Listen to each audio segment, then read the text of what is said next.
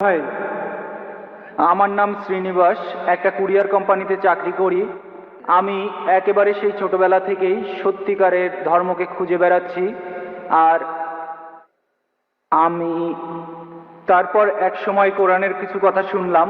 আমি যখন দক্ষিণ ভারতে ছিলাম সেখানে অনেক জায়গায় গিয়েছি। আর এভাবে যাতায়াত করার সময় আমার সাথে অনেক মুসলমানের কথাবার্তা হয়েছে, তাদের সাথে কোরআন নিয়ে কথা বলেছি। আমি আল্লাহর কাছে প্রার্থনা করতাম। তারপর দেখা হলো জাহাঙ্গীর ভাই আর কায়েদা দিদির সাথে, তাদের কাছে কোরআন সম্পর্কে জানলাম। আর আমি কোরআনের কথাগুলো মন থেকে মানলাম।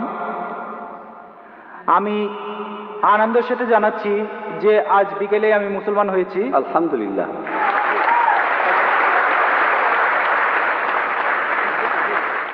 এই অনুষ্ঠানের আগে এই এক্সিবিশন হলে। আর আমি আসলে কয়েকটা প্রশ্ন করতে চাই ডাক্তার জাকির নায়েকের কাছে। অবশ্যই। তার একটা হলো, আমার কাছে এখনো কোনো কোরআন শরীফ নেই। আমি লোকজনের মুখে কোরআনের আয়াত শুনেছি, তার মধ্যে আমার কয়েকটা আয়াত মনে আছে।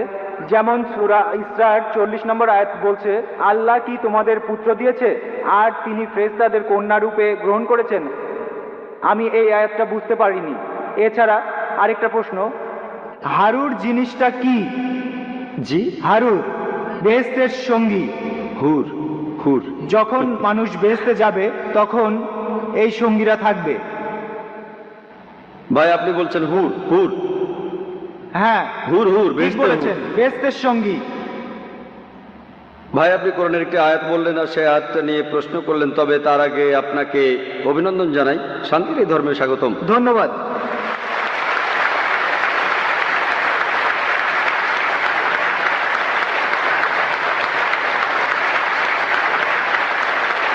অনুরোধ করব অনুবাদ সহ পবিত্র কোরআনের একটি কপি নিয়ে আসতে। প্লিজ একটা কপি নিয়ে আসুন ইনশাল্লাহ।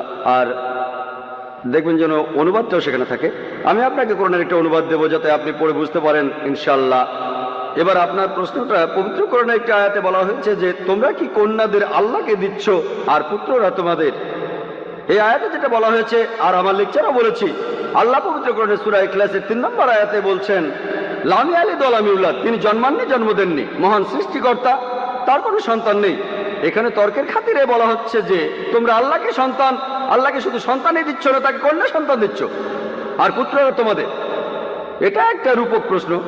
আল্লাহকে কোনো সন্তান দেওয়াটাই ভুল। আর শুধু সন্তানই দিচ্ছ না, তাকে কন্যা সন্তান দিচ্ছ আর পুত্ররা তোমাদের। এটার অর্থ তোমরা আল্লাহকে ছোট করছো, কারণ শেষ সময় মানুষের সমাজে পুত্র সন্তানকে অনেক সম্মান দেওয়া হতো। তাহলে আল্লাহকে ছোট করছে কেন?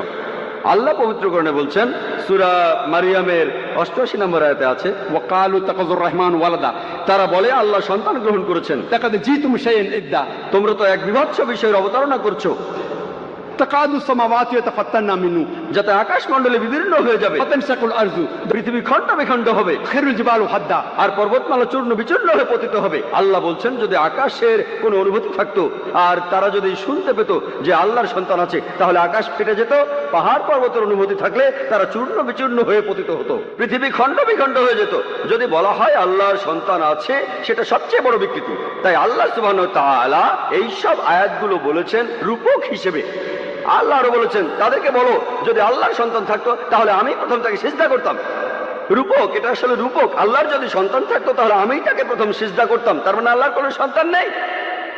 এইরকম কিছু রূপক পবিত্র কোরআনে আছে যে তোমরা কন্যা সন্তানদের দিচ্ছ আল্লাহকে আর পুত্র সন্তানরা তোমাদের। এই আয়াত দিয়ে বোঝানো হচ্ছে আল্লাহর কোনো সন্তান নেই, তিনি কখনো জন্মাননি, কাউকে জন্ম দেননি। এবার দ্বিতীয় প্রশ্নে আসি, বেহেশতের সঙ্গীদের ব্যাপারে। আপনি হুরের কথা বললেন। আল্লাহ বেশ কয়েকবার হুরের কথা বলেছেন কোরআনের 4টি আয়াতে। সূরা তুরের 20 নম্বর আয়াতে, সূরা দুখানের 54 নম্বর আয়াতে, সূরা রহমানের 72 নম্বর আয়াতে আর সূরা ওয়াকিয়ার 22 নম্বর আয়াতে 4 বার বলা হয়েছে হুর, কোরআনে উল্লেখ করা হয়েছে। এখানে বলা হচ্ছে সঙ্গীদের কথা, মানে বেহেশতের সঙ্গী। ইহকালের এই জীবনটা আসলে পরীক্ষা, পরকালে যদি বেহেশতে যান সেখানকার সঙ্গী। বলা আছে তাদের চোখগুলো খুব সুন্দর হবে, তারা হবে মহিলা। একজন প্রশ্ন করেছিল যে বেহেশতে, আপনি যদি বেহেশতে যান, পুরুষরা যদি সুন্দরী মেয়েদের পায় তাহলে মহিলারা সেখানে কি পাবে?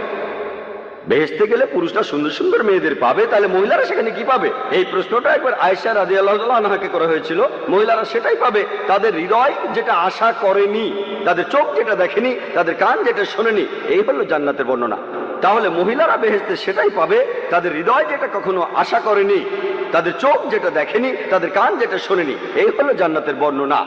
এখানে সংক্ষেপে বলা হচ্ছে যে বেহেশতে কি হবে, সেখানে দুধ আর মধুর নদী থাকবে। আপনি ধনী লোক হলে এই পৃথিবীতে দুধের নদী বানাতে পারেন, কিন্তু সেই দুধ আমাদের পরিচিত দুধের চেয়ে আলাদা হবে। বেহেশতের ফল পরিচিত ফলের চেয়ে আলাদা হবে। বেহেশতের হুর আমাদের চেনা জানা মেয়েদের চেয়ে আলাদা হবে। তাদের সাথে মিস ওয়ার্ল্ড বা মিস ইউনিভার্সকে তুলনাই করা যাবে না, তারা অনেক উঁচু স্তরে।